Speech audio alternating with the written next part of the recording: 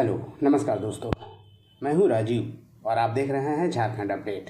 दोस्तों चलिए शुरू करते हैं झारखंड अपडेट के आज के इस सेशन को। और आज के इस सेशन में हम लोग झारखंड करंट अफेयर्स के इम्पॉर्टेंट प्रश्नों को देखने वाले हैं। जो झारखंड करंट अफेयर्स से रिलेटेड प्रश्न हैं उसे हम लोग पूरे व्याख्या के साथ देखेंगे और एक अभ्यास प्रश्न आपके लिए होगा जिसका जवाब आप कमेंट में कर सकते हैं।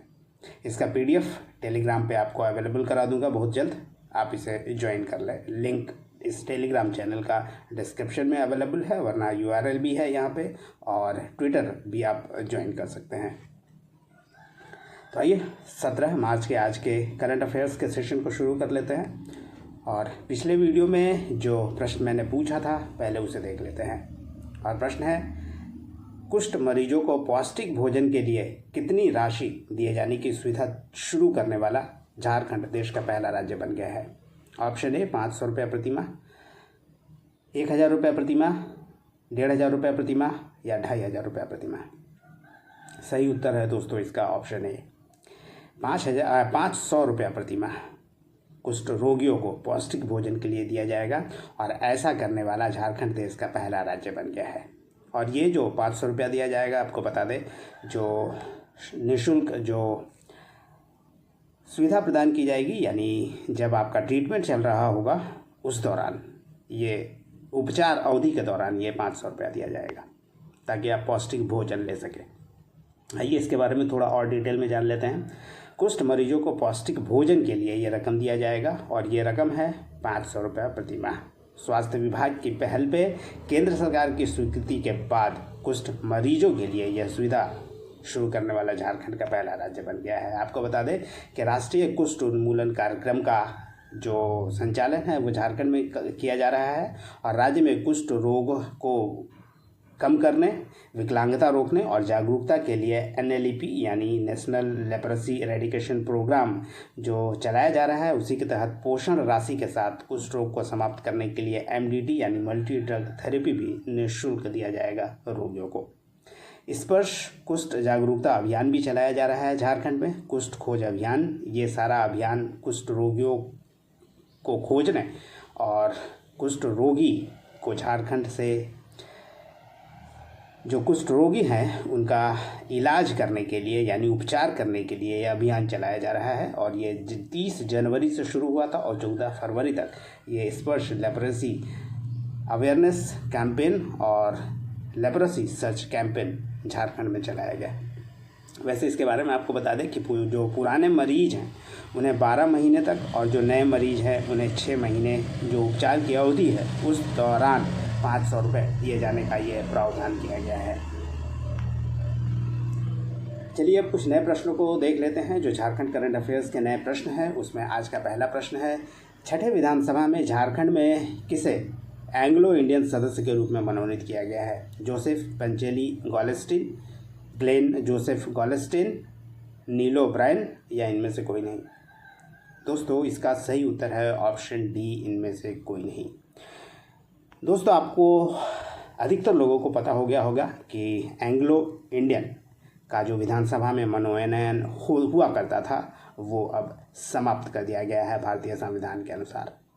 अब ना तो लोकसभा में 2 एंग्लो इंडियन का मनोनयन होगा और ना ही किसी राज्य में जो एक मनोनयन होता था एंग्लो इंडियन का वो भी अब समाप्त कर दिया गया है, यानी ऑप्शन डी इसका सही उत्तर है। आइए इसके बारे में आपको और डिटेल में बताते हैं। न्यूज़ भी नया है और ये आप करंट अफेयर्स के तौर पे और ट्रेडिशनल अफेयर्स के तौर पर भी आप इसे नोट कर सकते हैं। आपको बता दें कि 2020 में 126वां संविधान संशोधन किया गया था और इसके तहत एंग्लो इंडियन समुदाय के जो मनोनयन की परंपरा थी, नॉमिनेशन थी, जो राज्यपाल के द्वारा नॉमिनेट किया जाता था एक एंग्लो इंडियन झारखंड में या दूसरे राज्यों में जहां भी किया जाता था, वो इस संविधान के द्वारा समाप्त कर दी गई है।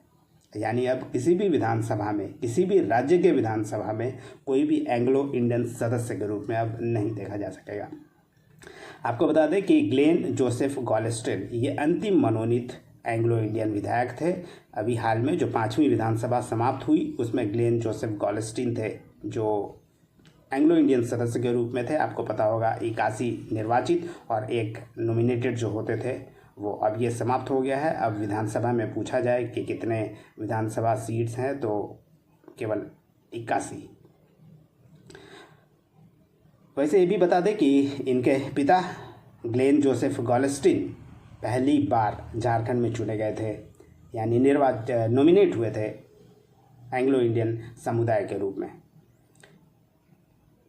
इससे संबंधित एक अनुच्छेद भी था दोस्तों, अनुच्छेद 333, जिसमें यह प्रावधान किया गया था कि राज्य में राज्यपाल के द्वारा विधानसभाओं में अधिकतम एक सदस्य का मनोनयन किया जाएगा।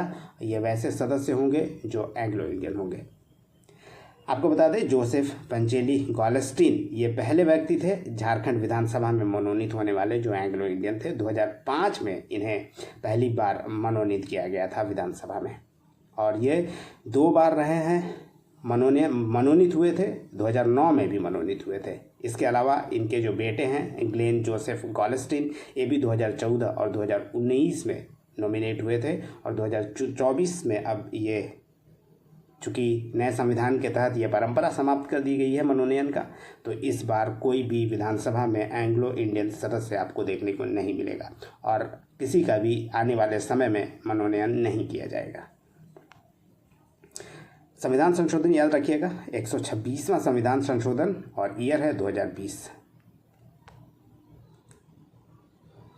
प्रश्न नंबर 2 है दोस्तों, झारखंड सरकार कितने फसलों की एमएसपी में बढ़ोतरी करने जा रही है? 7, 8, 9 या 10? हाल ही में झारखंड सरकार ने यह निर्णय लिया है कि कुछ ऐसे फसल हैं जिसका जो मिनिमम सपोर्ट प्राइस है उसमें बढ़ोतरी की जाएगी, और इसका सही उत्तर है 7 फसलों के एमएसपी में बढ़ोतरी करने जा रही है झारखंड सरकार।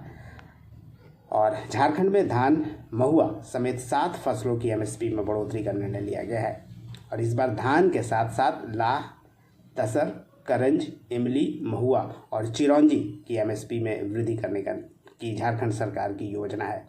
दोस्तों, इसका एक उद्देश्य भी है। आपको बता दें कि जो लोग ट्रेडिशनल जो खेती करते हैं धान आदि का, वे दूसरे जगह खेती करके जो माइनर फॉरेस्ट प्रोड्यूस है उसको अपना लें और उसके थ्रू अपना जो आमदनी है वो बढ़ा सकें, और इसी उद्देश्य से ये फसल में का जो एमएसपी है ये बढ़ाया जा रहा है। यानी किसान सिर्फ धान की खेती तक सीमित न रहें, इसके अलावा दूसरे कार्यों में भी अपने आप को एंगेज करें, जैसे माइनर फॉरेस्ट प्रोड्यूस में अपने आप को लगाएं और कुछ नया वनोपज से तैयार करें, उसे बेचें ताकि उनकी आमदनी में इजाफा हो सके। और इसी उद्देश्य से 7 जो अन्य फसल है उसके एमएसपी बढ़ाने की सरकार की योजना है। चलिए दोस्तों, अब नेक्स्ट प्रश्न को देखते हैं। नेक्स्ट प्रश्न है, JFDCL निम्नलिखित में से किसका एब्रीविएशन है? Jharkhand fish development corporation limited, Jharkhand farm development corporation limited, Jharkhand film development corporation limited, या नन ऑफ द अबव? दोस्तों, इसका सही उत्तर है झारखंड फिल्म डेवलपमेंट कॉर्पोरेशन, यानी इसी का एब्रीविएशन है JFDCL। आपको बता दें कि झारखंड में फिल्म निर्माण के संबंध में है ये, और हाल ही में काफ़ी इंटरनेशनल फिल्म फेस्टिवल का आयोजन किया गया। रांची में अलग अलग जनजातीय फिल्म का भी आयोजन किया जाता रहा है, और अभी हाल ही में हुआ भी है पिछले 2-4 महीनों में। ये शब्द जो है एब्रीविएशन काफ़ी चर्चा में था, इसलिए आप इसको जरूर याद रखिए। JFDCL झारखंड की फिल्म नीति के तहत भी है ये। झारखंड की फिल्म नीति 2015 भी है, जिसके बारे में आपको जानना चाहिए। और Jharkhand film development corporation limited, जैसा कि मैंने बताया, इसका फुल फॉर्म है, और झारखंड सरकार की जो फिल्म नीति है 2015, इसी के प्रावधान को प्रभावी कार्यान्वयन के लिए कंपनीज एक्ट के तहत ये एक यूनिट बनाया गया है। झारखंड में शूटिंग से संबंधित किसी को अप्रूवल चाहिए या परमिशन चाहिए या फिल्म निर्माण की सुविधा चाहिए, तो ऐसे कार्य ये संगठन करती है, और यह सुनिश्चित करती है कि फिल्म की शूटिंग अगर झारखंड में हो रही है तो सुचारू रूप से वो चलाया जा सके। इसके अलावा इसी के तहत झारखंड फिल्म विकास परिषद का भी गठन किया गया है, यानी FIDCOJ, ये भी एब्रीविएशन आप याद रखिए, film development council of Jharkhand. और इसके कार्य के बारे में दोस्तों आपको बता दें कि झारखंड में फिल्मों के विकास के लिए दीर्घकालिक रणनीतियों पर जो सलाह देना है सरकार को वो फिल्म के विकास के लिए आवश्यक बुनियादी ढांचे के निर्माण और सुदृढ़ीकरण के बारे में सरकार को सलाह देना, फिल्म के क्षेत्र में निवेश आकर्षित करना और साथ में रणनीति तैयार करना और फिल्म नीति के कार्यान्वयन की निगरानी रखना, ये FIDCOJ का कार्य है, यानी फिल्म विकास परिषद गठन। यानी झारखंड में किस तरह निवेश किया जा सकता है फिल्मों के क्षेत्र में, यानी फिल्म निर्माण के क्षेत्र में कैसे आकर्षित किया जा सकता है और कैसे अलग अलग जो फिल्म निर्माता निर्देशक है वो झारखंड में आकर यहाँ फिल्म निर्माण करें, जिससे झारखंड सरकार को रेवेन्यू भी मिलेगा और जो टूरिज़्म है उसका भी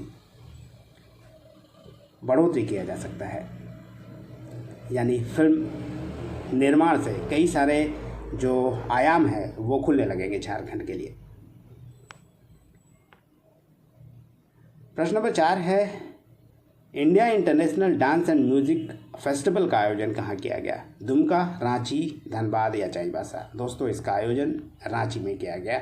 ऑप्शन बी इसका सही उत्तर है। आपको बता दें कि रांची के राज्य संग्रहालय रोटवार में इसका आयोजन किया गया था और यह directorate of cultural affairs and Indian council of cultural relation new Delhi की ओर से झारखंड में ये आयोजित किया गया था और ये इस पहली बार ये आयोजित किया गया है international dance and music festival. अगर इसके उद्देश्य की बात करें तो राज्य की जो झारखंड की कला संस्कृति है उसे अंतर्राष्ट्रीय स्तर तक लोगों तक बताना, यानी जो कला और संस्कृति की अभिव्यक्ति है इसका प्रचार प्रसार और विकास के क्षेत्र में सहयोग करना, राज्य में जो समृद्ध कला संस्कृति है उसका प्रचार प्रसार विदेशों में करना और राज्य के कलाकारों को अंतर्राष्ट्रीय मंच उपलब्ध कराना ताकि वो अपनी कला का प्रदर्शन अंतर्राष्ट्रीय लेवल पे कर सके। इस उद्देश्य से इसका आयोजन किया गया था भारत सरकार की तरफ से और यह पहली बार किया गया है झारखंड में। इसके तहत 2 डेमोन्स्ट्रेशन भी हुआ था, प्रस्तुतियाँ हुई थी, जो विदेशी जो कलाकार थे वे यहाँ थे और ये जो 2 इंटरनेशनल जो संस्थाएं थी जिन्होंने प्रस्तुतियां दी हैं वो है लास्या आर्ट्स एकेडमी जो मलेशिया की थी और दूसरा जीवन मुक्ता ग्रुप ऑफ साउथ अफ्रीका। इन दोनों ने इस कार्यक्रम में अपनी प्रस्तुति दी है। अब देखते हैं 5वें नंबर प्रश्न को। 5वां नंबर प्रश्न है, नई दिल्ली से इंडियाना वाया पेरिस नामक पुस्तक की लेखिका कौन है जिसका हाल ही में लोकार्पण किया गया? कल्याणी झा कनक, शब्दा शर्मा प्रीति, मीनू मीना सिन्हा या रोज करकेटा? दोस्तों इसका सही उत्तर है कल्याणी झा कनक, जो कि एक साहित्यकार हैं। इनकी पुस्तक का लोकार्पण किया गया। ये एक ट्रेवलॉग है यानी यात्रा संस्मरण है। इसका नाम है नई दिल्ली से इंडियाना वाया पेरिस और कल्याणी झा कनक द्वारा ये लिखा गया है। आपको बता दें कि ये एक यात्रा संस्मरण है और यह पुस्तक उनकी अमेरिकी यात्रा के दौरान मिले अनुभवों को प्रतिबिंबित करता है और इसका लोकार्पण रांची प्रेस क्लब में किया गया था शब्दकार साहित्यिक समूह के द्वारा। चलिए दोस्तों, अब बारी है आज के अभ्यास प्रश्न की और आज का अभ्यास प्रश्न है आपके लिए, हेमंत सोरेन ने वित्तीय वर्ष 2025-26 के बजट सुझाव हेतु कौन सा पोर्टल और मोबाइल ऐप का लोकार्पण किया है? हमार अपन बजट, जमीन कर बजट, अबुआ बजट या हमीन कर बजट? तो यह है आज का अभ्यास प्रश्न आपके लिए। उम्मीद करता हूँ आप इसका जवाब जरूर देंगे। धन्यवाद दोस्तों, फिर मिलते हैं नेक्स्ट सेशन में। तब तक जुड़े रहिए और देखते रहिए झारखंड अपडेट। धन्यवाद दोस्तों।